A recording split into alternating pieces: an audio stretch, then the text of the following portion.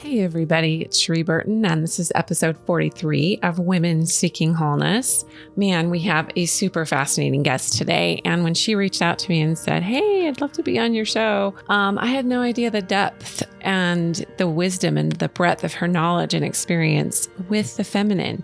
And so it's beautiful that I'm attracting these powerful forces all over the world of women who want to speak, be visible, and shift hearts and minds and awaken people. And this particular woman, Rachael Jayne Groover, she is from Australia originally and has made her way to the US and has had quite a ripple effect of her work. Thousands of women have benefited from her just jumping in, and as is always the case, those of us who have a calling or a mission to shift the planet or help others, we go through stuff, and our learning is in depth and it's soul work. And so sourcing that and bringing that forward is usually an initiation of sorts into your work, because everybody, every male and female is not gender specific what energy you have. Like, you have a certain amount of male energy and a certain amount of female energy, every single person, and it expresses so individually with each soul.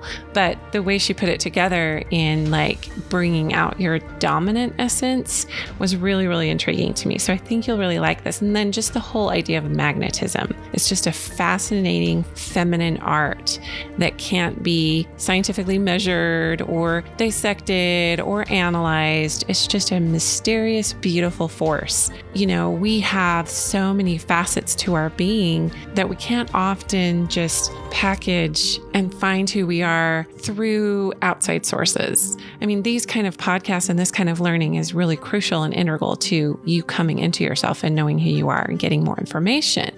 But ultimately, who you are must be experienced. So just remember that. And also knowing that practice makes perfect. Even though I hate that saying, perfect means whole to me. So wholeness means perfect. And all it means is just integration. So as you learn these concepts, start to integrate them into your life so that you can become more of yourself, more of the beauty and power and love that you already are. So enjoy this discussion with Rachael Jayne Groover, who is a best-selling author of books like Powerful and Feminine, How to Increase Your Magnetic Presence and Attract the Attention You Want, and the book Divine Breadcrumbs, A Search for True Love and Enlightenment. She also runs programs and is the creator of The Art of Feminine Presence and the Awakening Training. So enjoy this discussion with Rachael Jayne Groover. Rachael Jayne, thank you so much for reaching out to me to have this discussion. As soon as I saw the topic of what you specialize in, I was like, what? That is so awesome and powerful. And I love that you're from Australia because that's a country really close to my heart. I have a business team out there and I travel about once a year. Have some really beautiful friends that live in Australia. So you're from Melbourne. Before we launch into our discussion, Melbourne, and it's actually the hub of, isn't it like the capital or kind of, I don't know what they call it in Australia. It isn't the capital. Yeah, the capital is Canberra, which no one really goes to. It's sort of a little town. Well, people that live there probably would scream at me saying that. But Sydney and Melbourne are the big cities, and I'm a big city girl, at least in the beginning of my life, and love Australia. And we're just about to go back there. Nice. Yeah. You mentioned that to me, so I'm jealous. Before we kind of launch into this whole thing around, magnetism and having this beautiful feminine presence and how it's so diverse for each woman, I think our listeners are always curious, like, who are we talking to? What's she walked through and what's she about? And so can you share with us a little of your journey that brought you into this domain? Absolutely. Yeah. Well, I was living in Australia before 2001.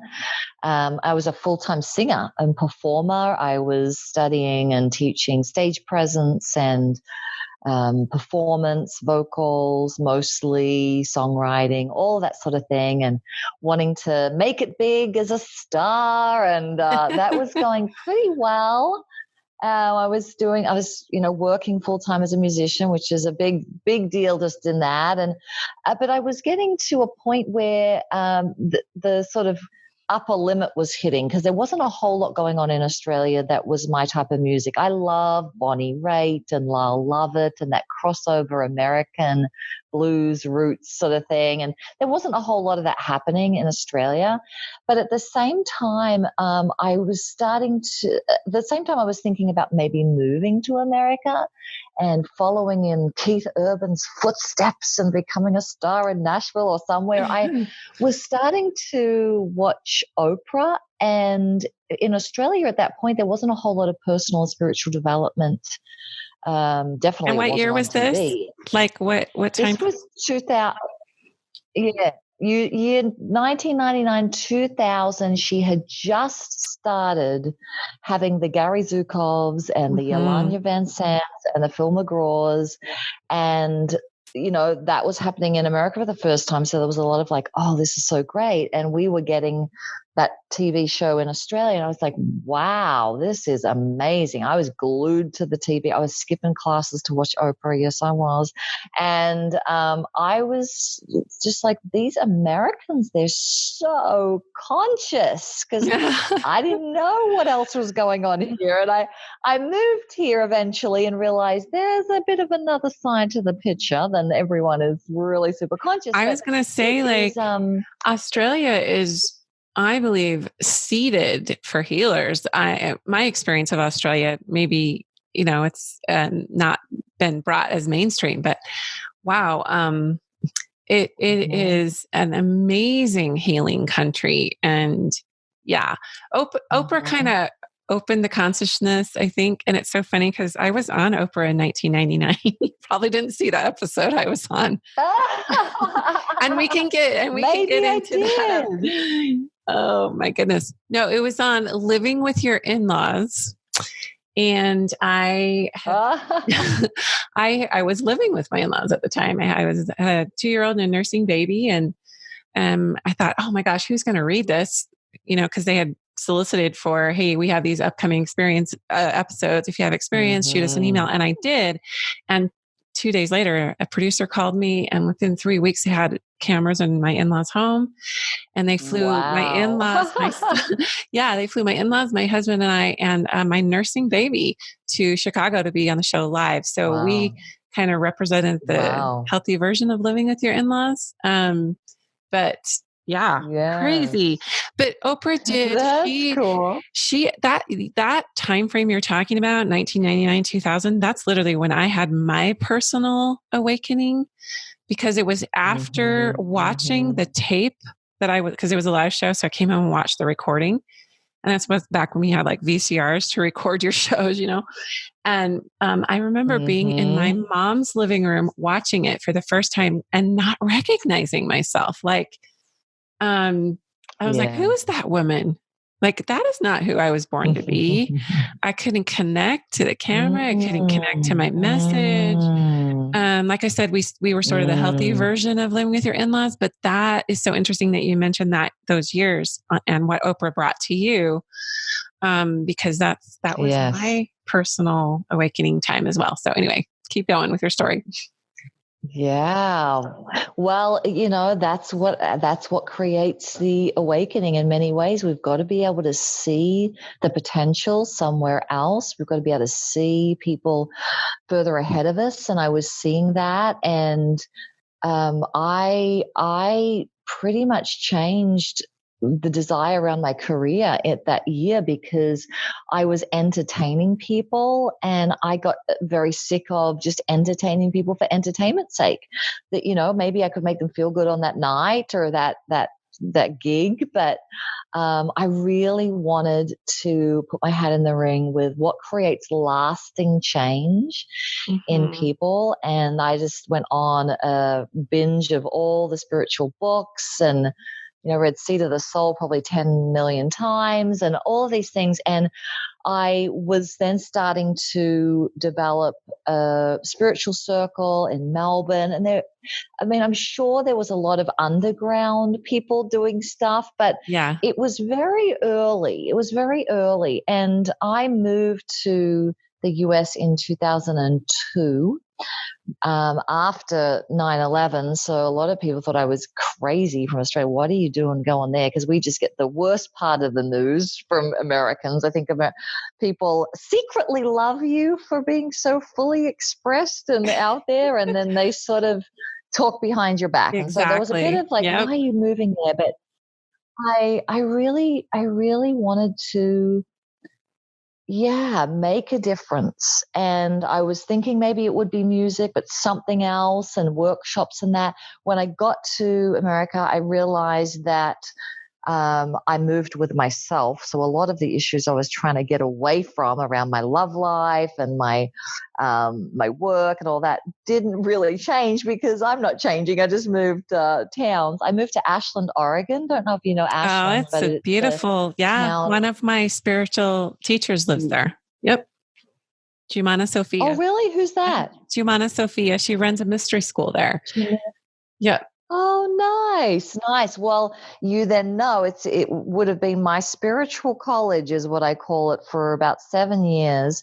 And I went through all sorts of things. I was working with Neil Donald Walsh at the time, who wrote the Conversations with God books, doing some volunteering and wanting to start my coaching business. But I quickly realized that attention is the most valuable currency in business. And that hit my big catch-22 because I wanted people's attention, but I was scared of people's attention. I wanted to be in the spotlight in this, personal development arena, but I was scared of being the spotlight. I had all that pretty much everyone goes through, the fraud syndrome, like my life's not perfect, so why am I doing this? And the fear of judgment and all of that. And so I had to do my significant inner work to come to a place where I am not afraid of attention, because I'm an introvert and pretty shy. And so putting that on top of the whole Aussie tall poppy syndrome, which I don't know if you know about Oh, or have yes. heard about, You think, Cherie, but no, I get it. And actually that has carried, New Zealand I lived in New Zealand for 6 months while I flew back and forth to Australia to develop my Australian business team. And oh yeah, it's alive and well. And especially so in New Zealand, we're having some beautiful shifts with some of the feminine collective over there that I'm aligned with. And so it's a real thing. It's, and most Americans don't completely understand it because it's not how we've been programmed. But yes, let's talk to that a little. Let's speak to that. Why don't you give us your definition of it? Essentially, the tall poppy syndrome comes out of the imagining that there is a line of poppies growing out of the ground and one gets a little taller than the others. We better just make sure we cut it down to size so all the poppies are about the same height. And that is in real life if you excel, if you become wonderful at something, or you have a windfall of amazingness, you better make sure that you do not think you are any taller than anybody else. So be modest, don't brag. It's a very, it's a wonderful culture in the humility piece, but it's be modest, don't brag. So I always laugh, with my audiences when I'm speaking and say, what did I do to get over my fear of shining and being bigger? And they look at me with a stunned look. And I said, I moved to America. I mean, what else would you do? Everyone here is big and bold and self-promoting. Here you're allowed to say, I'm awesome. And Cherie, you're awesome. And when I first heard people talking like that, I was like, is that legal? I mean, are you really allowed to say that without getting your head cut off? And all jokes aside, it's been very healing. Well, lest we really rave too much about America, it depends on the culture within America you live in too, because there are definitely subcultures that, who do you think you are? And just because you can go out and live your dreams and become your most beautiful self, I can't because of my life station and circumstances. So I'm going to talk about you because I'm limited here. So that is alive and well. So let's not brag on America too much. Mhm. Yes, It's totally. everywhere. Well, I just had a woman who was, yeah, I had a woman who was in our Art of Feminine Presence event. We finished it yesterday here in Southern California, and we had an interaction. It was a pretty strong, powerful interaction at the mic. And she came up to me and said, like, that was so powerful what I went through. But one of the most powerful things was I have this issue, and I think a lot of other women have it, around the leader of the group. If there's a woman leader, there's something underlying that I can't be as big as you. I've got to let you be the leader. I can't outshine you. I can't, Mm. do that. And I am so not like that. I mean, I probably had a little bit of it 10 years ago. I don't know, but I want, like, truly, truly, truly want women to be as big as they possibly can. And it's not a shadow dynamic of mine. But I have also been in a situation where I've had women leaders around, or women who have not done their shadow work enough, that it became very clear they did not want me to shine as big, as more than them. They were okay up to a certain point. And so it is alive and well, even with the consciousness community, that's not the first time I heard that from a woman, that it was not okay for her to outshine her teacher. How interesting. We're always going to outshine, and other people are going to outshine us, because everyone has a genius and a brilliance and a high gift. And there's no one upman Exactly. in the spiritual realm. There's no hierarchy or one upmanship. So as we're talking about shining and Mm-hmm. soul expression, there's no competition there. Mm-hmm. There's none. But we have to wade through the programming around. Yes. Exactly. I mean, the separate self ego structure is designed to wear off things that could be dangerous, that could offend you, that could hurt you, that could damage you. It's just on the constant lookout, that until you do the embodiment work and the self-inquiry work for that to significantly diminish. And that's my passion these days. I mean, I'm working with women mostly around the art of feminine presence, which is around the femininity, which is, I know, has your heart and the presence piece. But what's been happening is that it is a doorway to true spiritual liberation, which is not just about working with the feminine and not just working about how magnetic you are. But it's been interesting to see that when a woman who has a dominant essence of feminine and who is working on her magnetism, what creates magnetism, true magnetism, not like, oh, I look so good and I'm so shiny, like really what pulls people to you, like they can't not move towards you in a really beautiful way. The same things that create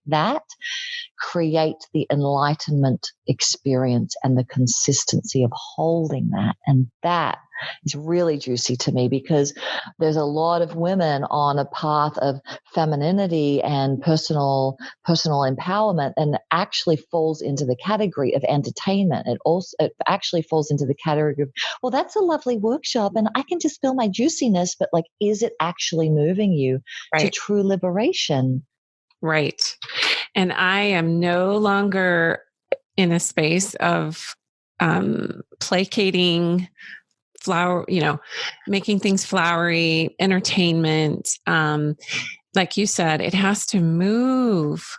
I really have to get to, I want you to finish your story. But I also like when you just brought up magnetism, because is one of my keywords. So is embodiment. As I dropped into my soul and really got into the deep work within this last 6 months to 1 year, those two words were paramount in my own dark night, coming out of the dark night of the soul, and then, stepping into, my full expression, feminine creator and being. So I would love, before we finish your story, because I'm super compelled about, how you evolved into the space, but I want us to define what feminine magnetism actually is. You started to, and I would just love to bring that into the practical.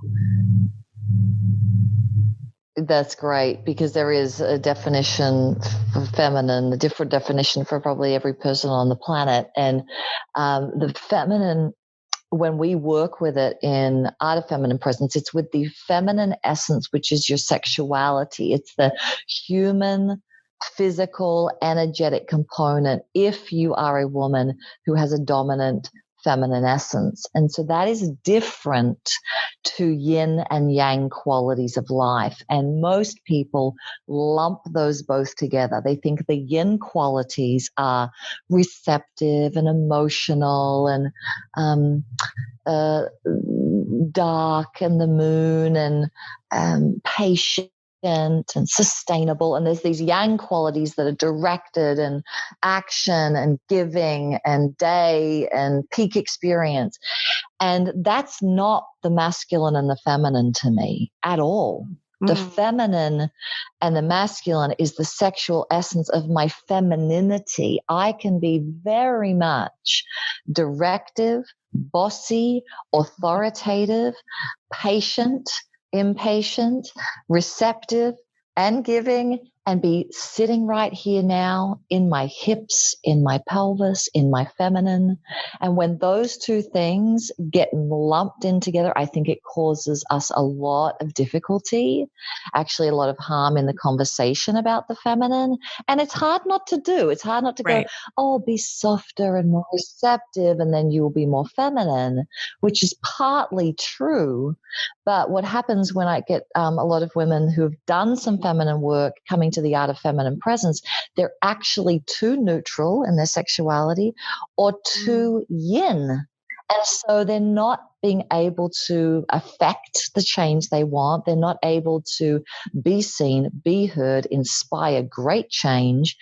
They're lovely and they've got a message and it's sort of getting out there and it's sort of being heard, but it is not dialed in energetically. And so that's the other part with the magnetic. What I mean by magnetism is when you or someone else speaks, let's say, and it doesn't have to be on stage or on a podcast or anything like that, but when you speak, are people naturally leaning toward you on every breath and sound you are making, or are they very aloof, or are they moving away? And there is different levels of that. And so what the Art of Feminine Presence does, and what's so helped me amazingly, because I'm a business owner like you and I want to make a difference, has moved me up the spectrum to now when I know I can walk into any room, any situation, even if they don't believe what I am talking about, they will be pulled in because I know how to use the practices that I teach to be that magnetic pull versus the neutral, or what's probably the most challenging is oh, that's great. Good on you for doing that work. That's great. It's like, no. I don't want any of my students getting, that's so great, pat on the back. I want leaning in like, who is this woman? Mm-hmm. And that can be taught, that can be developed. And so that's where it comes from. The end of my story, I get to Australia and I was not attracting the love of my life. I was not attracting the men that I wanted. I was not attracting money. I was not attracting people listening to me when I really wanted them to listen to me. And so I developed these 44 practices and I called it the Art of Feminine Presence. I got 5 women who I just met because I'd moved from Ashland to Colorado. And I would teach them and practice myself 1 practice a week. Then we'd go out into the world and they would come back. What happened? How did people respond to you when you did it? And every one of us felt massive change within a week. We did it another week. We did another week. And every week I would come up with a new practice. And that group was with me for a year before they started moving, one moved to Austin. Within 6 months, I had 35 women coming to my living room per week. And the reason why it did, well, mostly because it worked. And people would be like, what are you doing? To my friends, what are you doing? They'd say, I'm going to Rachael Jayne's living room and she's doing this thing called the Art of Feminine Presence. And it was massively shifting. And so then we did teacher training and it built very quickly. We're in our 10th year anniversary of Art of Feminine Presence. We've had over 12,000 women go through the trainings now. Wow. And it has just, I mean, yes, I understand now business, which I had no clue about before. I understand about marketing, which I had no clue about. But it's grown because of the energetics and the magnetism of the women and the collective energy around the work now. You know, wow, you and I have been living like a parallel existence. Because because I had no construct for understanding, energy, psychology, and all of that stuff back in this day and, in the day. But I started in etiquette school. I knew there was something about presence. And I had, it actually compelled me to compete in pageants as a married woman and mother. And so I basically was like, what is this magical, unspoken power that can be cultivated within a woman that is different than what can be cultivated in a man? And how do I source that? So I was subconsciously drawn into pageants to figure that out for my own being, because I knew I had a path that would awaken women to whatever this was. So this is like 2004. When I finally won the pageant, it was 2004. And since that time, I stepped into coaching and I started an etiquette school for girls. And then I moved into teaching, and then I learned about energy psychology, and I moved into speaking about the divine feminine and different things.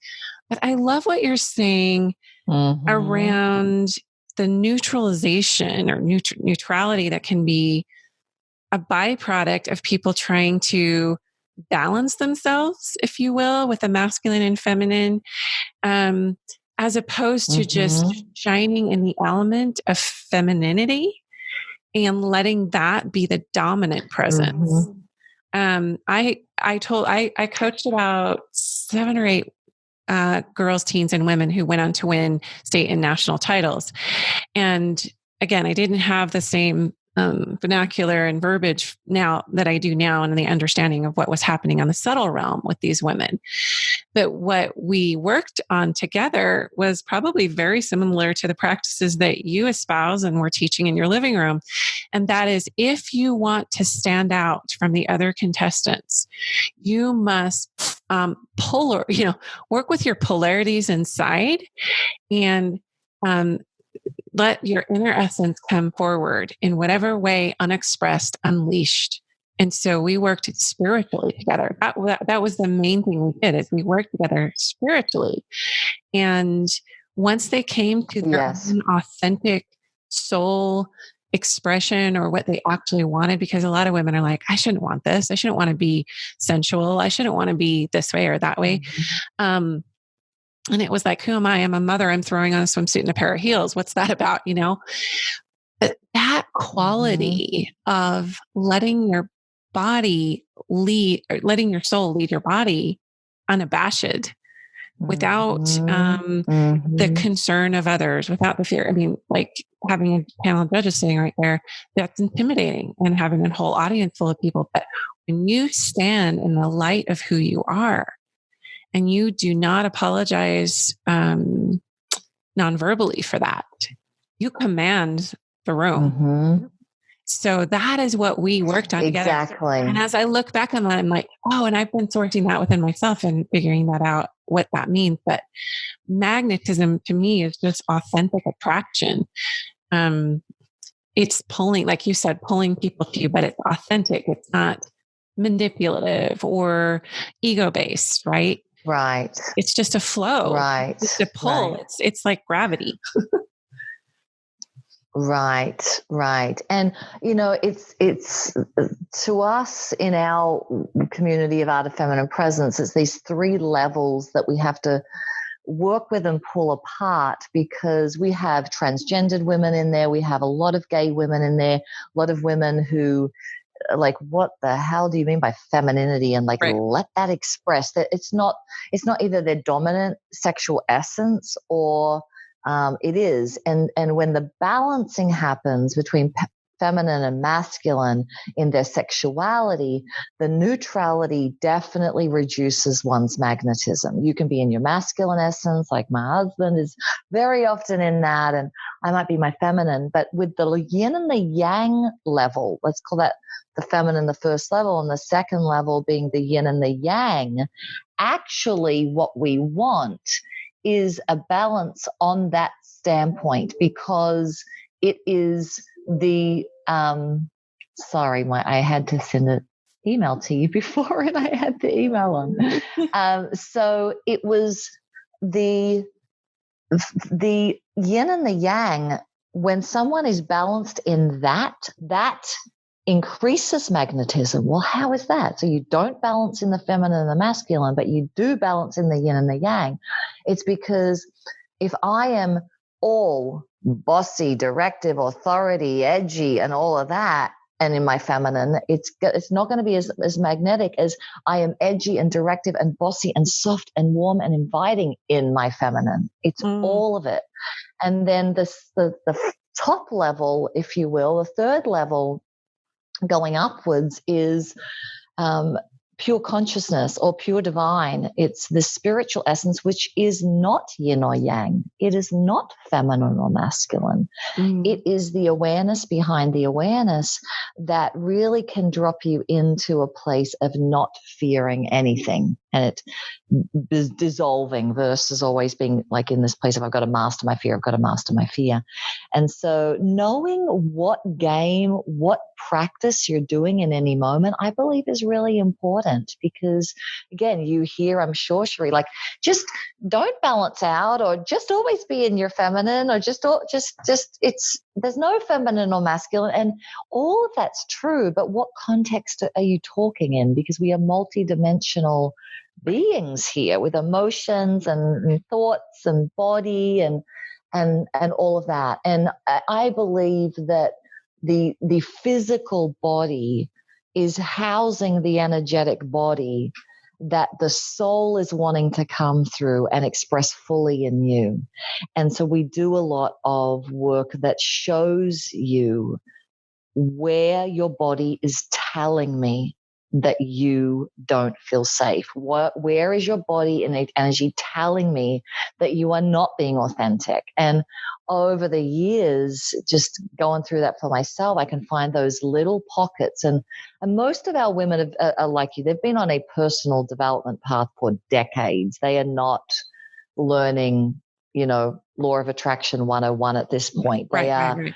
They've had awakening journeys. They know what shadow work is. They're doing that work, but they still see the glitch in certain areas of their life, whether it be conflict in their relationship or not attracting the money that they really should be, given the amount of work that they're doing for it, and a bunch of other things. Health, a lot of health breakthroughs with this work, because the physical and energetic body is the representation of what's going on.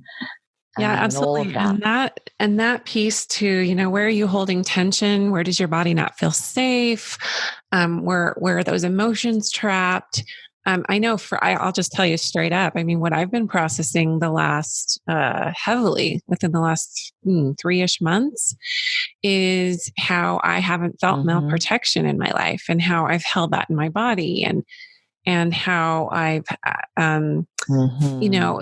the safety issues around men, and how I've surrounded myself with women, and, not having the conscious awareness of that. But I typically am kind of like a take charge, bottom line person. I feel in touch with my masculine energy, but I also realized through a healer that I had a long process with, that my male energy, is very tired and has been holding up, a lot. And so it's like, I've always thought of myself as a very feminine person. I don't know that I feel like I've had magnetism, but I don't know that I've really let that express as much as I teach about it. I think it is such a mystery. I think that that's what I'm coming to, is that it's very mysterious. And like you said, it's not this like passive, open, receptive, mood. No. It's wild and fierce. Exactly. It's the feminine can be wild and fierce. And because there's this whole, narrative in our culture around what a woman should be, we have diluted. Mm-hmm. I personally have diluted what that means for me, and it's starting to come out. And I'm like, oh wow, this is so interesting. And it is an art and a skill that needs developed because we really don't have people in mainstream teachings. It's only those of us who've been really doing the work to dive into what this actually is and how to cultivate it and how to access it. Exactly. And women are hungry for it. And I think men are too.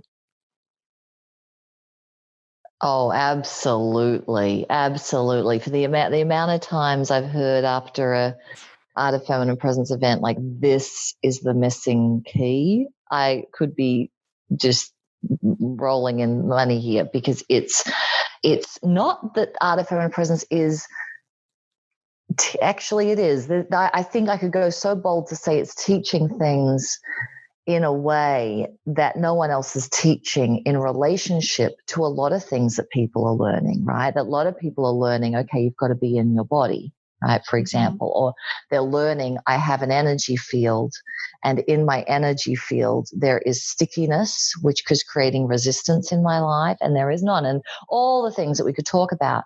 But what the missing key, why I think I hear that a lot, is because no one's teaching the whole thing all together. And it has to be all together, which is why when we do, being in your vertical core and being in your womb space and being in your center, then the women have to get up in front of a group and talk, because it's one thing to go, I am feeling my womb space, I am inside my body. And another thing for me to say, well, tell me what you're worth. And then they jump out of their body, their head bubble comes in, their voice gets a little shaky. Their voice, tells me the story, whether it's, the masculine's been running too much, it's getting tired, or it doesn't feel like it's protected, like what you were saying. And out it comes. And that we have to be able to have it land, not just in a woman's weekend, but how do you do this in life? How do you do this in your money, in your relationships, and all of that? Absolutely. And when we see the map of it coming together, as well as spiritually, it's powerful. I just recently heard Ken Wilber, who's I'm a big fan of, is pretty intellectual, but I love sort of pulling that down. He says, for really a great, amazing, functional life, there's 4 waking ups that you need to do. One is waking up, like how most people think spiritually, of waking up to the truth of who you are, not just knowing it from your mind, but you actually looking through new eyes, which are the eyes of, I cannot be hurt, I cannot be damaged. And that has only been fairly recent for me, of that waking up of the last few years, which has been, of course, extraordinary. And I'm talking about the waking up where there is no protection. So the body's not protecting anymore. Like it has woken up. I really think that's intriguing. I just want to insert something there. When I say that's where I am, it's like my soul was trying to tell me, you don't really need protection. Your belief was that you did. And of course I need divine protection but I can walk with that in my being. And so what you're saying of part of that awakening to who you are, and the truth of that is, I am an indomitable presence and being on this planet that cannot be destroyed, hurt, or damaged in the way, of course, my body can be, right? But who I am internally in my being cannot be. It's only what I allow there. Exactly. And the waking up journey is multi-layered, as you know, and it's the journey to, yes, the head gets it first, right? Yep, I get it. Yes.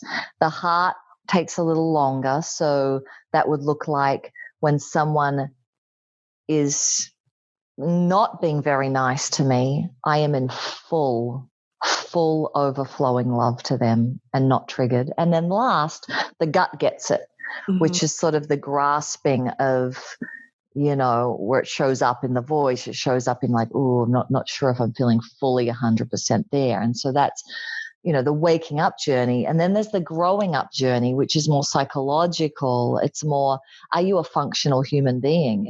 Like you can wake up spiritually and see the reality of the oneness we are and at a consistent level, but still not have an amazing intimate relationship. Your finances are all figured out. Your business is all figured out. Your weight, your health, like that's the growing up, right? We have to grow up in functionality. But then there's the cleaning up, the shadow work, the stuff that your ego still wants to fight for. No, I'm great. And the showing up, which is the expression. And when I heard him talk about I love those. I love them. I know. It's like, that's why without a feminine presence, it makes such significant changes in women's bank accounts and women's sex lives and women's, as well as just it's just the inner journey, right? It really shows up. And if you miss one of those 4 pieces, real change in your life slows down. And so if anyone listening is like, I know I'm doing my inner work, I know I'm doing my embodiment, things are moving, but if you're feeling like a glitch in one area that's like it's not moving quick enough, then really look at this work at a deeper level. I'll give you some free videos soon, but just to be open to even more of a holistic approach than you currently are at. And I know for your women, Cherie, that they're already looking at it from a holistic standpoint. But the more and more and more holistic that it becomes, the greater chance of very, very quick change that will last. Yeah, it needs to have that staying power. So that 4-point process you just mentioned about waking up to the truth of who you are and then growing up, because a lot of people are just in this, like, they're not really grounded or embodied. They're just doing all the spiritual work. They're not landing it into the physical realm. And so they don't have abundance. Their relationships aren't working. And it's interesting because that lends itself into the cleaning up you're talking about, because, what I noticed in my personal life, is that I had a measure of abundance and success in a lot of domains. But what I really wanted was authenticity. And so I learned how to manifest pretty powerfully. But when it came to doing the shadow work, and that's what launched me right into the dark night of the soul, because, I just went to God and said, I want all illusion out of my life. I want to show up powerfully in who I actually am.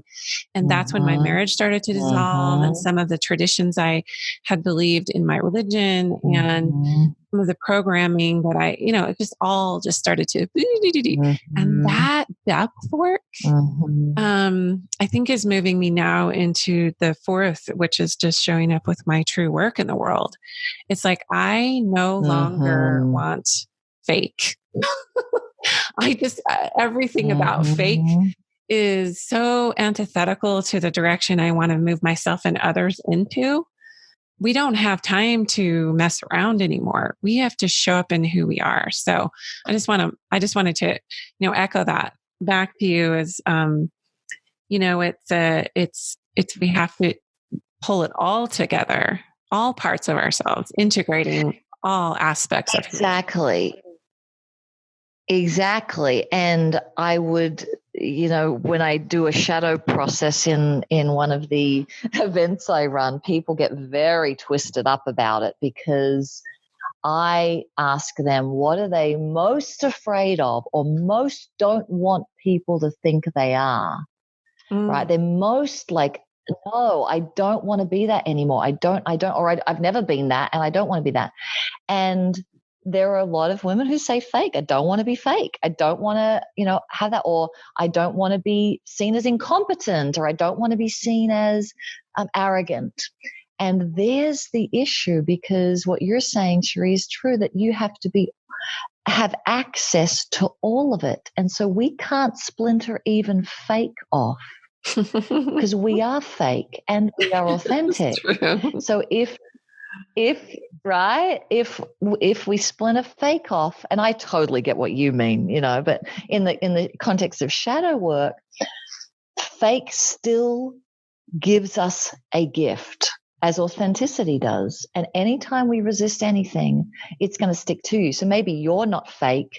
Anyone listening that relates to Cherie is saying that I don't want to be fake. Maybe you're not fake, but other people around you are fake. It's like these people are showing up because it's part of the mirror that you haven't loved fake as much as authenticity. Or for me, it was about arrogant. I didn't want to be arrogant. I'm so sick of arrogance. I'm so this, and I didn't want to be it. And I, at the same time, I'm trying to be an inspirational international leader of women, and I don't want to be arrogant. How can I really, really step into, I know my stuff and I am really good at it, if I'm scared that other people are going to think I'm arrogant? And that was a huge aha for me to go, I've got to give up the fear and the holding of don't be arrogant, don't be arrogant, don't be arrogant. And of course, I'm not arrogant. And of course, I am arrogant. Everyone's arrogant. Everyone's had a moment. We have all these shadow sides to ourselves. Totally. I mean, those listening, like, but I'm not arrogant. I'm sure you've had a moment the last week where you looked at someone and said, they are just so not as conscious as me. I mean, they're just not at that level, right? That's arrogant. And to be okay with it, but do that dark night of the soul work. And then as you know, you do one and another one emerges, but that is freedom, that it's like I can walk through for me, it's very much about my career these days, because it's making such an impact and I'm going all the way with it. And so I look at where am I not wanting to be? And there's been so many. I don't want to be bossy, but I have like a team of 12 full-time people in my office, let alone an Australian team and a Japanese team, because we're all over the place doing these trainings. And I couldn't do that years ago because I didn't want people to think I was, mean or bossy. And I have to say, like, I would love for us to kind of round out our discussion with the fear of being seen, because that seems to be a theme of what you and I both teach with women. I have a whole 90-minute audio presentation on my site called Permission to Shine, and it addresses the fear of visibility that women have. It's both their deepest desire and their deepest fear. So what are some ways that you have found are beautiful starting points, or perhaps maybe somebody's a little further along in their visibility path? Not everyone has that desire, so I'm not going to put that on everybody, but we can exact a lot of change when we release and healing for those in our sphere of influence, if we can release that fear. So what have you found is a beautiful starting place to climb into that fear? And like you said, it's not even about letting it go, maybe just letting it be what it is, but how do you move through that in a way so you can show up inspiring and lead and teach and heal others? Yes, absolutely. So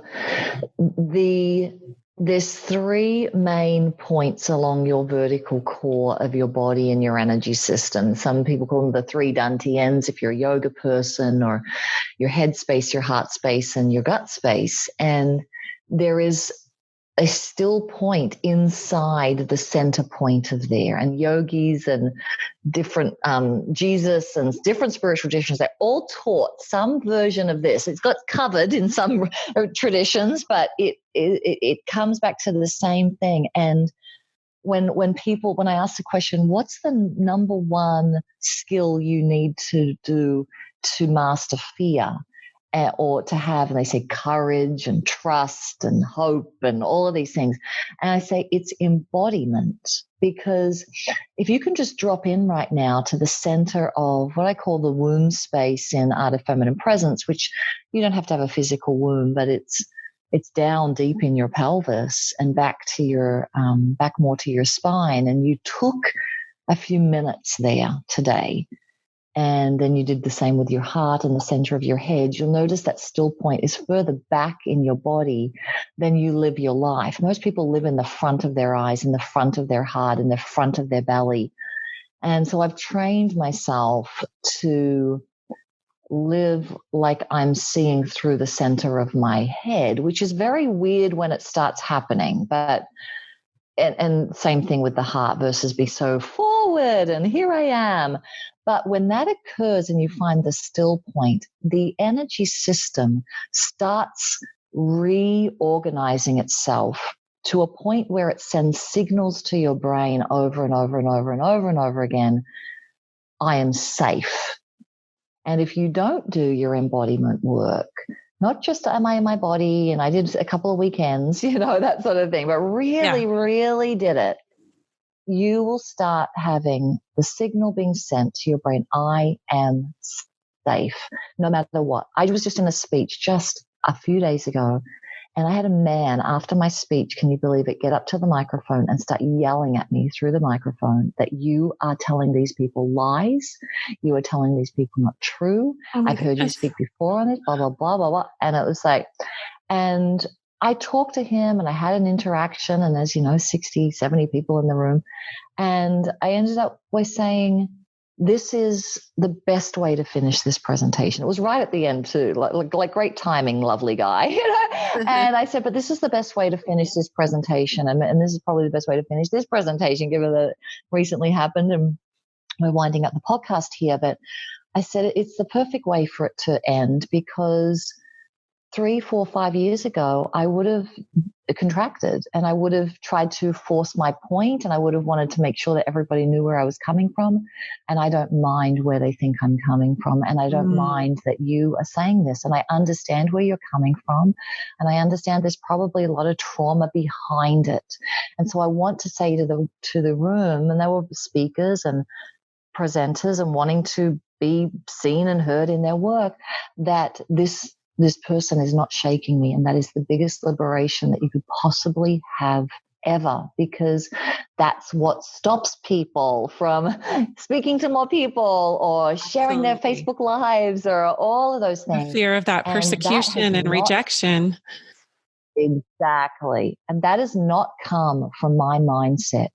It has not come from changing my mind about you and other people. And am I really divine, or am I really this or that? No, it has come from training my body for 10 years to, no matter what happens, sending a signal to my brain and my heart that I am completely and utterly fine, no matter how much persecution happens in public. Thank you very much, lovely man. And so, yeah, it's the embodiment work is the quickest way to land it, versus try to keep doing the mental shifting of your belief systems, which is a long way around. I love that. I actually studied with a master trainer in multiple braining, and we focused on the 3 brains. And I have a whole podcast interview on that. It's fascinating. She lives in New Zealand, Dr. Suzanne Henshaw. And I've been teaching about the 3 brains. But I love how you brought it in with the embodiment practice of sourcing feminine presence, because that makes total sense. Like, it's how you orient from being in the body versus just trying to either spiritually bypass or think too critically or analyze too much with analysis paralysis. And for me, I never, until you brought this up, I don't know why I didn't think about this before when I was thinking about the gut brain, but that is the womb space. That is the seedbed of creation. That is, it's different than just the gut, like internalizing your life experiences and churning through them and trying to digest life. It's no, this is creation. This is magnetic. That is, don't you agree that is the magnetic presence is from that womb space? Absolutely. And if someone came into your room when you were meditating on the 3 brains, it'd probably look very magnetic. But then let me start yelling at you in front of everybody and see if you can hold it. That's like what we're up against as women, like really being called to be seen and share our voice and share these messages of consciousness at a whole nother level.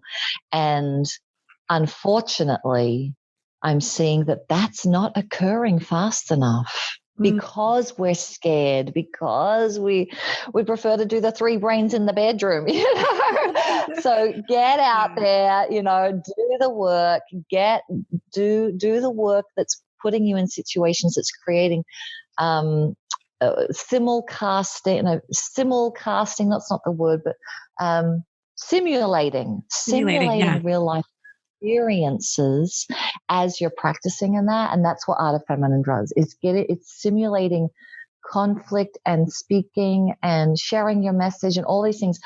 And can you stay there? And very quickly I see every woman not stay there, and then within a few hours absolutely stay there, and to really anchor that and ground that in for the rest of their life. So it's been a pleasure, such a pleasure to hear the correlation of our stories and how that has happened, and the work that you're doing, because it is so incredibly important. And I know you've got the link to the free videos if anyone wants to see my face and see me doing some of the practices. Yes, that is in the. We'll definitely add that. I have loved this discussion, and I think that I really honor your work. I think it's beautiful that you've been able to reach so many thousands of women, and that you've put all of this into such a, you've kind of really made it thorough. Sounds like you've really been comprehensive in your approach to pulling everything together. And, my other branding is Stand, Speak, Shine. I do retreats and programs for women in Stand, Speak, Shine. And it's exactly the same, like stand in your body, stay in the place of your station on the earth, speak it, express it, let it out.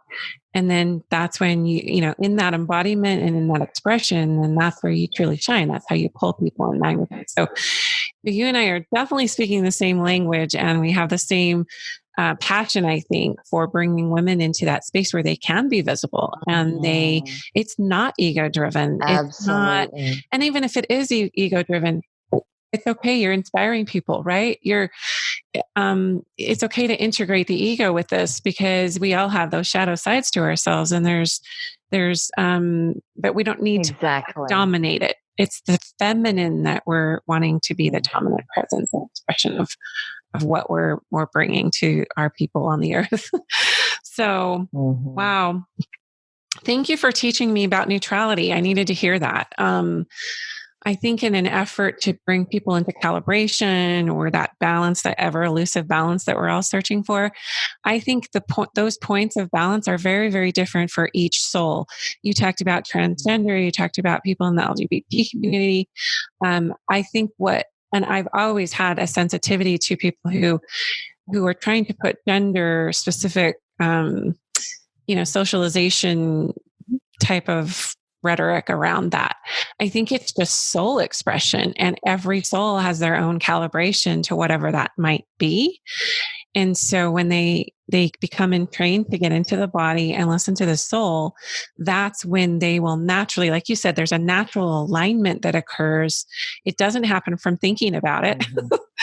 It happens with coming into those spaces of an awakening and getting into the body and the head, heart, and gut. So thank you for affirming that to me, that we don't need to, we need people who aren't neutral or lukewarm, right? We need powerhouses that can shine in their element, be who they are. So beautiful. Exactly. Yeah. Thank you. Well, thanks for having me. Thank you for being on. I love the Australian accent. It's like coming home to like my other heart of my other country that I love so much. And let's stay connected, because I think that maybe we could do some powerful and collaborative work together, and bringing more people into the space of letting that express. Thank you so much for your time. Sounds great. You're so welcome. Love this. All right, so maybe ask yourself, hey, am I pulling people, experiences, opportunities, things that I desire towards me? Am I magnetizing, or am I inadvertently perhaps repelling them from me?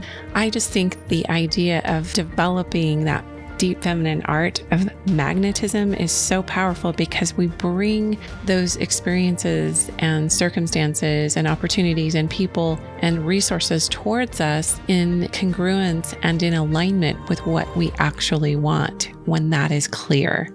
As Rachael Jayne talked about, it's not just about being this like soft, receptive, like that's not just what the feminine is. She is a powerful force, a magnetizing, you could even say force of gravity, right? That pulls us in and makes us want to be part of her presence. So developing that is super intriguing. And I would encourage you to check out her free videos on YouTube, which I've included in the show notes. They're a real great springboard for figuring out and ascertaining kind of how people experience you. I'm excited in 2020 to launch my Stand, Speak, Shine School, which will be a 3-month program for bringing in and cultivating sort of the groundedness to Mother Earth. So that's the stand piece, landing here and being who you are. And then the speak piece, which is expressing yourself, your creativity, your voice, gifts. And then the shine piece, which is just being, like the experience of being and just that magnetism and that draw, that unseen force that brings people to you and you to them. So the Stand, Speak, Shine School will launch in 2020. I'll have more on that. It'll be a 3-month program that I sort of cycle through the seasons. Really, really, really looking forward to launching that. And I hope that you all realize that as a woman, you have these innate capacities that are largely untapped. And sometimes it just takes a guide or a mentor or a person who's walked the path, who's just, maybe shining a flashlight for you, a divine flashlight inside of yourself, first and foremost, that brings out these dormant capacities that you have and helps you cultivate them so you can express them to the world. And that's what my Stand, Speak, Shine retreats, programs, and the school that I'm launching in 2020 will be all about. So I'm so stoked for that. I hope that this week for you is a week of going within and honoring the voice and gifts and beauty that resides there and continuing to foster that inner knowing and intuition and magnetism that is yours. That is your birthright. Have a beautiful week, and we'll talk to you next Wednesday.